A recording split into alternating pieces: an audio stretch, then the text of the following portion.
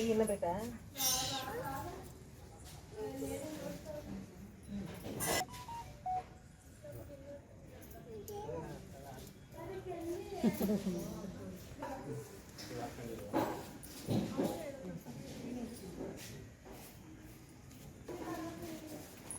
ನೋಡಿ ಮುಂದೆ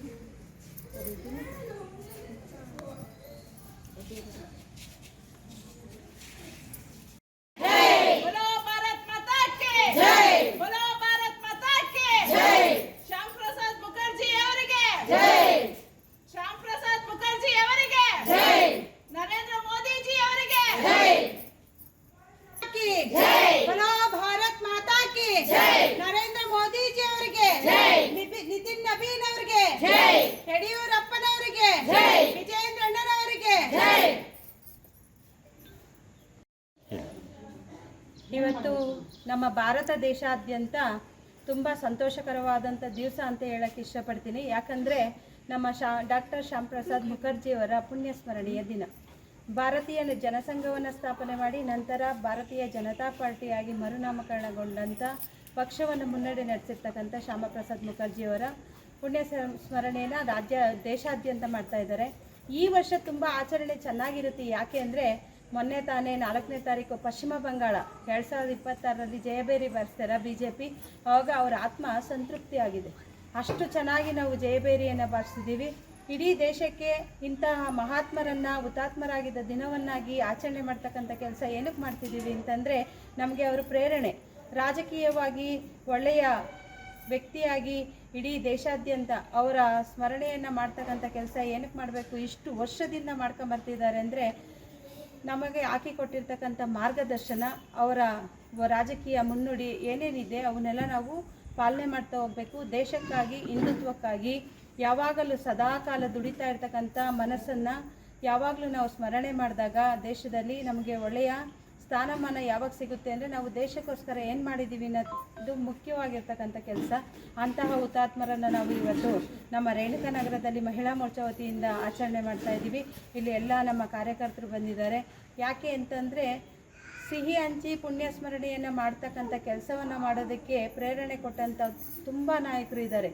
ಆಗಿನ ಕಾಲದಲ್ಲಿ 370ನೇ ವಿಧಿಯನ್ನು ಕಾಶ್ಮೀರವನ್ನು ಪಾಕಿಸ್ತಾನಕ್ಕೆ ಬಿಟ್ಟುಕೊಟ್ಟಂಥ ಕಾಲದಲ್ಲಿ ಒಂದು ಸಂವಿಧಾನ, ಒಂದು ದೇಶ, ಒಂದು ಚುನಾವಣೆ ಇರಬೇಕು ಅನ್ನೋ ಕಾಲದಲ್ಲಿ ನಾವು ವಿರೋಧವನ್ನು ವ್ಯಕ್ತಪಡಿಸಿ ನೆಹರು ಕಾಲದಲ್ಲಿ 2 ರಾಷ್ಟ್ರ ಪ್ರಧಾನಮಂತ್ರಿಗಳು 2 ದೇಶವನ್ನಾಗಿ ಮಾಡಿ 2 ಸಂವಿಧಾನವನ್ನಾಗಿ ಮಾಡಿದ್ದನ್ನು ನೇರವಾಗಿ ವಿರೋಧ ವ್ಯಕ್ತಪಡಿಸಿದಂಥ ವ್ಯಕ್ತಿ ಯಾರಾದರೂ ಇದ್ದರೆ ಅದು ನಮ್ಮ ಶ್ಯಾಮ ಪ್ರಸಾದ್ ಮುಖರ್ಜಿಯವರು.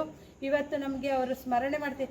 ನಮ್ಮ ಪ್ರಧಾನಮಂತ್ರಿಗಳಾದ ಮೇಲೆ ನರೇಂದ್ರ ಮೋದಿಜಿಯವರು 370ನೇ ವಿಧಿಯನ್ನು ತಿದ್ದುಪಡಿ ಮಾಡಿ ಒಂದು ದೇಶಕ್ಕೆ ಒಂದೇ ದೇಶ ಆಗಬೇಕು, ಒಂದೇ ರಾಷ್ಟ್ರ ಆಗಬೇಕು, ಒಂದೇ ಸಂವಿಧಾನ ಇರಬೇಕು, ಒಂದೇ ಚುನಾವಣೆ ನಡೀಬೇಕು, ಯಾವ ಪ್ರಧಾನಿಗಳು 2 ಬೇಡ ಅಂತೇಳಿ ಆ ಸಂವಿಧಾನವನ್ನು ತಿದ್ದುಪಡಿ ಮಾಡ್ತಕ್ಕಂಥ ಅವಕಾಶವನ್ನು ನಮಗೆ ಪ್ರಧಾನಮಂತ್ರಿಗಳು ಬಂದ ಮೇಲೆ ಮಾಡಿಕೊಟ್ರು. ಅದುವರೆಗೂ ಕಾಶ್ಮೀರವನ್ನು ಪಾಕಿಸ್ತಾನಕ್ಕೆ ಬಿಟ್ಟುಕೊಟ್ಟಿರ್ತಕ್ಕಂಥ ನೆಹರು ಅವರನ್ನು ಧಿಕ್ಕರಿಸಿ ಚುನಾವಣೆಯನ್ನು ಬಹಿಷ್ಕರಿಸಿ ಬಂದು ಸ್ವತಂತ್ರವಾಗಿ ಅವರು ಪಕ್ಷವನ್ನು ಸಂಘಟನೆ ಮಾಡಿರ್ತಕ್ಕಂಥ ವ್ಯಕ್ತಿ. ಇವತ್ತು ಸ್ವತಂತ್ರವಾಗಿ ಪಕ್ಷ ಸಂಘಟನೆ ಮಾಡಿ RSS ಅವ್ರ ಜೊತೆ ನಂತರ ಪಕ್ಷವನ್ನು BJPಯವರ ಜೊತೆ ವಿಲೀನ ಮಾಡಿಕೊಂಡು ಇವತ್ತು ಇಡೀ ರಾಜ್ಯಾದ್ಯಂತ ಕೇವಲ 4-5 ರಾಜ್ಯಗಳಲ್ಲಿ BJP ಇಲ್ಲ, ಎಲ್ಲ ರಾಜ್ಯಗಳಲ್ಲಿ ಇವತ್ತು BJP ಅದ್ಧೂರಿಯಾಗಿ ಜಯಬೇರಿಯನ್ನು ಬಾರಿಸಿ ತುಂಬ ಸಂತೋಷವಾಗಿ ಆರ್ಥಿಕತೆಯಲ್ಲಿ ಮುಂದುವರಿತಾ ಇದೆ. ಎಲ್ಲ ದೇಶಗಳನ್ನು, ಇಡೀ ವಿಶ್ವವೇ ನಮ್ಮ ಭಾರತವನ್ನು ತಿರುಗಿ ನೋಡೋ ಅಂಥ ಕೆಲಸ ಮಾಡ್ತಾ ಇದ್ದಾರೆ. ಇವತ್ತು ನಮ್ಮ ದೇಶದಲ್ಲಿ ಪ್ರತಿ ದೇಶ ಅಮೇರಿಕ ಕೂಡ 6.7 ಟ್ರಿಲಿಯನ್ನಷ್ಟು ನಮ್ಮ ದೇಶದಲ್ಲಿ ರೋಡ್ಗಳು ವ್ಯವಸ್ಥೆ ಮುಂದೆ ಆಗಿದೆ ಅಂತ ಹೇಳ್ಬಿಟ್ಟು ಅಮೆರಿಕ ಅಧ್ಯಕ್ಷರು ನಮ್ಮನ್ನು ಹೊಗಳುತ್ತಾ ಇದ್ದಾರೆ. ಯಾವಾಗ ದೇಶ ಆರ್ಥಿಕತೆಯಲ್ಲಿ ಮುಂದುವರಿಯುತ್ತೆ ಅಂದರೆ ನಮ್ಮ ದೇಶಕ್ಕೆ ಬೇಕಾಗಿರ್ತಕ್ಕಂಥ ಸಂಪರ್ಕ ವ್ಯವಸ್ಥೆ ಏನಿದೆ ಬೇರೆ ಬೇರೆ ರಾಜ್ಯಗಳಿಗಿರ್ಬೋದು ಎಲ್ಲನೂ ಕರೆಕ್ಟಾಗಿರಬೇಕು. ಆವಾಗ ಸಾರಿಗೆ ವ್ಯವಸ್ಥೆ ಚೆನ್ನಾಗಿದ್ದಾಗ ಏನಾಗುತ್ತೆ, ದೇಶ ಬಲಿಷ್ಠವಾಗಿ ಆರ್ಥಿಕವಾಗಿರುತ್ತೆ. ಅಂಥ ಕೆಲಸವನ್ನು ಮಾಡ್ತಿದ್ದಾರೆ. ಇವತ್ತು BJPಯಿಂದ ದೇಶ ಅಭಿವೃದ್ಧವಂತ ಹೋಗ್ತಾ ಇದೆ. ಎಲ್ಲ ದೇಶಗಳು ನಮ್ಮನ್ನು ತಿರುಗಿ ನೋಡುವಂತೆ ಮಾಡ್ತಿದ್ದಾರೆ. 7.7 GDP ನಡೀತಾ ಇದೆ. ಅದಕ್ಕೆ ನಮ್ಮ ಶ್ಯಾಮಾ ಪ್ರಸಾದ್ ಮುಖರ್ಜಿಯವರ ಬಲಿದಾನನೇ ತುಂಬ ಮುಖ್ಯವಾದ ಕಾರಣ ಅಂತ ಹೇಳೋಕ್ಕೆ ಇಷ್ಟಪಡ್ತೀನಿ. ನನ್ನ ಹೆಸರು ಮಂಜುಳಾ ಸುರೇಶ್, ನೆಲಮಂಗಲ ತಾಲೂಕು ಮಹಿಳಾ ಮೋರ್ಚಾ ಅಧ್ಯಕ್ಷರು.